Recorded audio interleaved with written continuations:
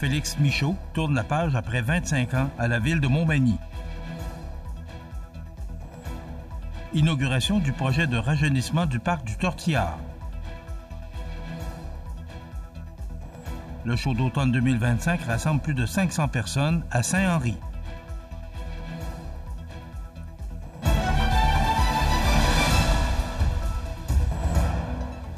Mercredi 24 septembre 2025. Bonjour mesdames et messieurs et bienvenue à votre bulletin régional sur le réseau de télévision CMA TV. Après plus d'un quart de siècle au service de la ville de Montmagny, le directeur général maître Félix Michaud a pris tout le monde par surprise en annonçant son départ. En effet, à compter du 9 novembre prochain, il quittera ses fonctions pour relever de nouveaux défis professionnels. Arrivé à l'Hôtel de Ville en 2000, à titre de greffier et directeur des affaires juridiques, maître Michaud a gravi les échelons jusqu'à occuper, depuis maintenant 10 ans, le poste de directeur général. Reconnu pour son dynamisme et sa passion des défis, il a joué un rôle central dans plusieurs projets structurants qui ont façonné la ville d'aujourd'hui. Parmi les réalisations marquantes sous sa gouverne, on retrouve la création de l'espace citoyen, l'aménagement du parc aquatique de la Pointe-aux-Oies, la transformation de la place Montel, mais aussi le prolongement du parc industriel et la modernisation du boulevard Taché. À cela s'ajoute le circuit des Trois Ponts, la conversion de l'ancien hôtel de ville et diverses ententes intermunicipales en sécurité incendie, autant de dossiers qui ont contribué à moderniser et à renforcer Montmagny. Il ne faut pas non plus oublier son implication dans le projet de complexe culturel et sportif, toujours en développement, mais appelé à devenir un pilier de la vie communautaire et régionale. Tout au long de sa carrière, maître Michaud a collaboré étroitement avec plusieurs conseils municipaux, dirigés tour à tour par Jean-Claude Croteau, Jean-Guy Desrosiers, Rémy Langevin, Bernard Boulay et plus récemment Marc Lorrain.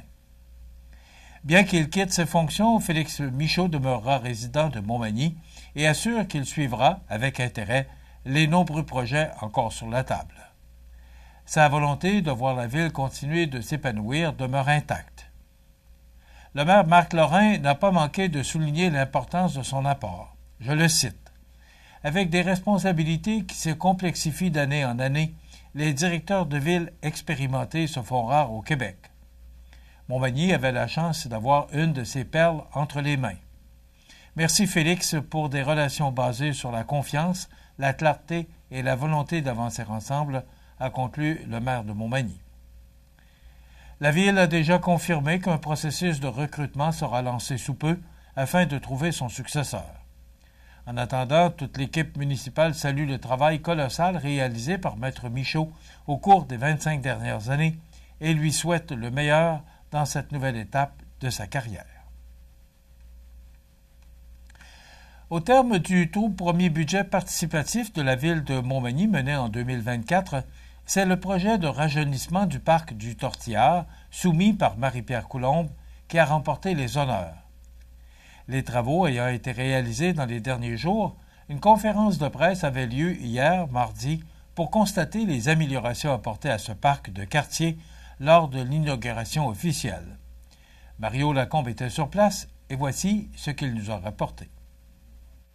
C'est avec fierté que la ville de Montmagny a inauguré le projet gagnant de la première édition de son budget participatif mené en 2024, soit le rajeunissement des modules de jeux du parc du Tortillard, situé sur la rue des Cheminots. Proposée par Marie-Pierre Coulombe, cette initiative fait en sorte que le parc de quartier a été renouvelé et est désormais principalement dédié aux 0-5 ans. Madame Coulombe nous parle ici de son implication dans l'aboutissement de ce projet. Quand moi-même, j'étais au début de l'adolescence, on venait jouer ici. Puis en date d'aujourd'hui, avec mes 5 enfants, c'était encore les mêmes modules, un peu défraîchis. Fait que je trouvais que c'était le temps de pouvoir repimper un peu notre parc, là. Dans le fond, en 2024, j'ai proposé, faut proposer notre projet au budget participatif. Puis ensuite, il y a un comité de sélection qui va recontacter les projets qui sont finalistes. Dans mon cas, j'ai été contactée. Puis ensuite, en novembre, j'ai été Dans le fond, mon projet a été choisi par le public. Dans le fond, tout ce qui est concitoyen, c'est mon projet qui a eu le plus de votes. Puis ensuite, ça a été à cet été, j'ai eu la confirmation durant l'hiver, on a fait le choix des modules, on a fait le choix des couleurs. Puis dans les dernières semaines, dans le fond, on a fait l'installation des modules de jeu, puis nous voici aujourd'hui. Parmi les modules de jeu installés, on compte une maisonnette pour enfants, un tourniquet multiplace, un bloc psychomoteur, une poutre d'équilibre qui fait aussi office de banc et quelques balançoires, dont une soucoupe et une par enfant. Un croque-livre a aussi été ajouté. Évidemment, la fameuse glissade Dino, qui est en quelque sorte l'emblème de ce parc, a été conservée. Notons que les travaux effectués ont respecté l'enveloppe budgétaire de 50 000 $ allouée. Le maire de Montmagny, M. Marc Lorrain. Que le processus a été lancé, on l'a expliqué tantôt, soit à la fin d'avril 2024. Ça paraît long, là, mais dans le fond, quand on consulte et qu'on demande à la population de s'impliquer concrètement dans une démarche comme ça, bien, dans le fond, il faut se laisser le temps de bien faire les choses. C'est ça qu'on a fait. Une chose est sûre, on a osé quand même intégrer le budget participatif à nos pratiques parce que ça donne l'occasion aux Manimontoises de proposer des projets porteurs pour notre communauté en étant directement impliqués dans les diverses étapes du processus. On l'a expliqué tantôt. Quand je vois le résultat du rajeunissement du parc Tortillard, la chenille en moins, projet qui avait obtenu le plus de votes, je pense que tout le monde s'entend pour dire que c'est une belle réussite parce que ça répond directement aux besoins exprimés par Marie-Pierre Coulombe tantôt. Puis, dans le fond, j'étais là aussi à l'ouverture. Je pense que c'est fait beaucoup de travaux en pas beaucoup de temps. On a annoncé ici, je pense que c'est au printemps. C'est toi qui as proposé le projet. Merci encore. Puis d'offrir des modules de jeu davantage adaptés aux enfants d'âge de 0-5 ans. Considérant que les enfants plus âgés du secteur ont accès au parc Saint-Nicolas, au parc Basse-Bretagne, à la cour aussi de l'école Saint-Pétis ou en dehors des heures de classe, c'est un beau complément à notre offre d'infrastructures récréatives. On parlait du parc Saint-Nicolas et bien d'autres tantôt.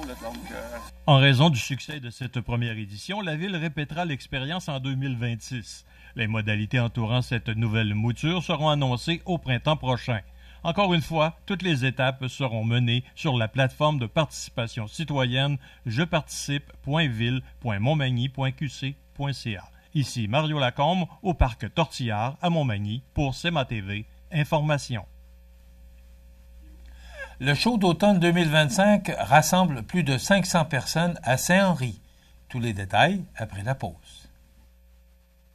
Le restaurant Pizzeria Porto Bellissimo, un incontournable à Saint-Jean-Port-Joli. Pizza débordante de garniture, menu varié et abordable. Délicieux desserts avec des produits de grande qualité des gâteries de l'Ami. Porto Bellissimo et les gâteries de l'Ami, route de l'église à Saint-Jean-Port-Joli. Un chasseur sachant chasser. Un chasseur sachant chasser sait s'équiper. Pour ta génératrice ou ton 4 roues, c'est chez Adrenaline Sport que ça se passe. Vous regardez CEMA TV, le réseau de l'information sur la Côte-du-Sud. Sous un soleil radieux et une ambiance chaleureuse, Saint-Henri a accueilli le samedi 20 septembre dernier la 5e édition du show d'automne, un événement festif qui a confirmé son importance au cœur de la communauté de Bellechasse.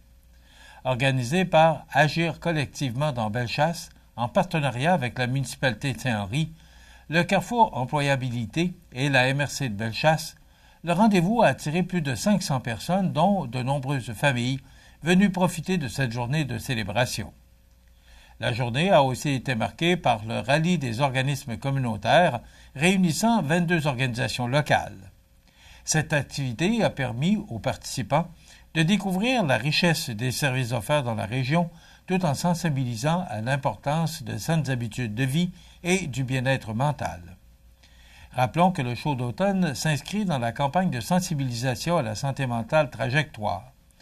Le prochain rendez-vous aura lieu le 10 octobre prochain à la salle communautaire de Saint-Damien pour poursuivre la réflexion et l'action autour de cette cause essentielle. En somme, le show d'automne 2025 a non seulement su rassembler, mais aussi inspirer et mettre en valeur la créativité et la solidarité qui animent Bellechasse. Un événement qui confirme son rôle incontournable dans le paysage régional.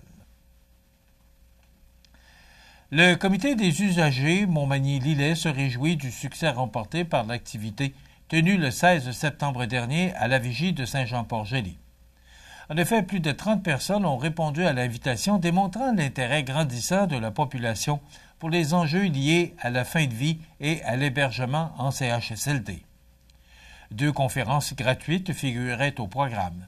La première, intitulée « Les soins et l'accompagnement en fin de vie à la Maison d'Hélène », a permis de mieux comprendre les services offerts à cette maison reconnue de la région. On y a abordé des thèmes délicats mais essentiels, dont les critères d'admission, la sédation, l'aide médicale à mourir, ainsi que les activités de financement qui assurent la pérennité de ce lieu d'accueil et de compassion.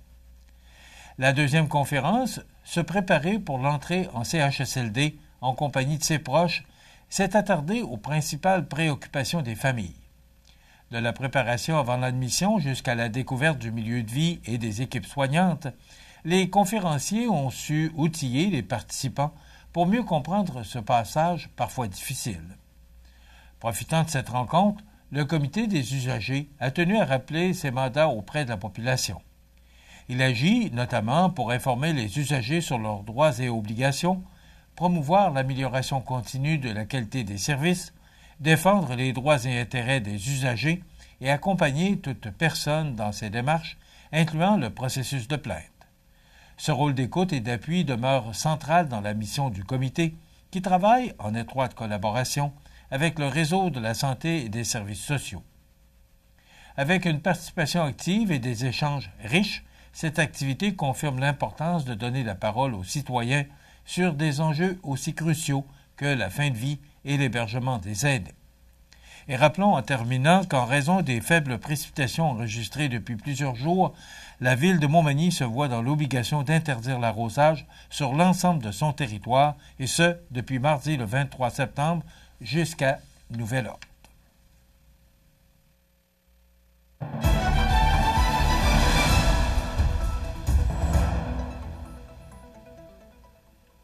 Au sport, la Ligue de hockey olympique de Montmagny a repris ses activités samedi dernier, offrant un spectacle attendu par les amateurs.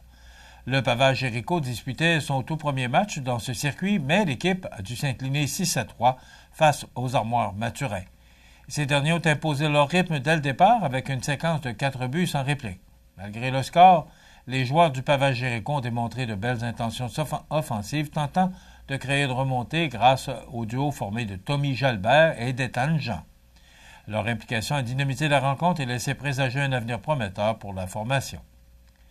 Aussi, rappelons qu'avec une récolte de 4 points, dont un tour du chapeau et une passe décisive, il a été l'artisan, M. Chouinard, des succès de Armoire Maturin. Dans l'autre rencontre de la soirée, le Hockey Pneu a signé une victoire convaincante de 3-1 contre le groupe MG. Le match a mis du temps à s'animer, mais c'est le défenseur Jonathan Tondreau qui a ouvert la marque pour Hockey Pneu en fin de deuxième période. Le groupe MG n'a pas tardé à répliquer grâce à Christian Bouffard qui a ramené tout le monde à égalité. Le gardien Zachary Le gardien Zachary Caron a alors brillé pour le groupe MG, multipliant les arrêts spectaculaires, dont un sur un dangereux échappé de Mike Chouinard. Toutefois, la pression constante de l'attaque d'Hockey Pneu a fini par porter ses fruits. 2 buts en troisième période ont scellé leur triomphe, confirmant une entrée réussie en saison. Les honneurs individuels ont été attribués à Rémi Chouinard, nommé joueur offensif de la semaine au nom de la Boucherie Saint-Mathieu, et à Jonathan Tondreau, couronné joueur défensif grâce au partenariat d'Au Coin du Monde. Voilà ce qui complète votre bulletin d'actualité de ce mercredi 24 septembre. Dans un moment, les prévisions de la météo. Et le menu de cette émission du 24 septembre, c'est la chronique culturelle qu'on vous présente des arts de la scène dans quelques instants, suivi des infos de Bellechasse avec Éric Gourde, journaliste du journal La Voix du Sud de Bellechasse. Audrey nous amènera chez Tardy Électronique et, bien sûr, il y aura les actualités et les avis de décès. C'est ce qu'on vous propose de cette émission du mercredi 24 septembre. Je vous souhaite donc une excellente émission à notre antenne.